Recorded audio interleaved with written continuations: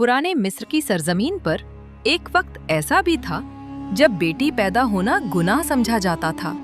हर लड़की को पैदा होते ही मार दिया जाता था। लेकिन एक छोटे से गांव में एक आम सी लड़की पैदा हुई, सारा स्टार्क। उसके माँ बाप ने मौत के खौफ के बावजूद उसे जिंदा रखा और दुनिया की नजरों से छुपा दिया। मगर जब बादशाह को उस राज का पता चला तो उसने अपने सिपाहियों को भेजा और सारा के माँ बाप को बेदर्दी से मार दिया। सारा उस वक्त सिर्फ 10 साल की थी और वो एक पुरानी मेज के नीचे छुप गई थी।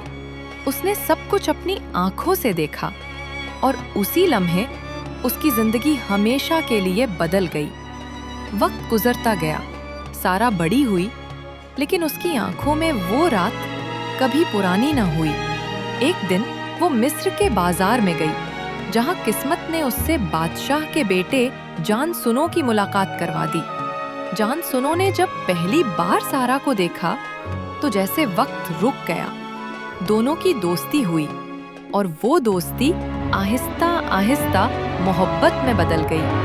फिर एक दिन सारा स्टार्क, वो आम सी लड़की, मिस्र की मलका बन गई। मगर कहानी यहीं खत्म नहीं हुई। बादशाह को जब पता चला कि सारा दरअसल उसी की बेटी है जिसे उसने बरसों पहले मरवा दिया था, उसने एक मंसूबा बनाया।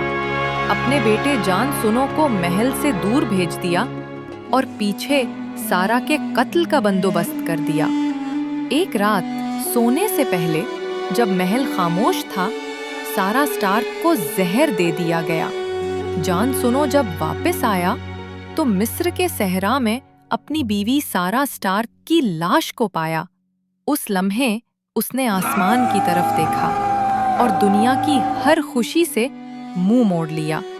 फिर शुरू हुआ इंतकाम, ऐसा इंतकाम जिसने पूरे मिस्र को जलाकर राख कर दिया।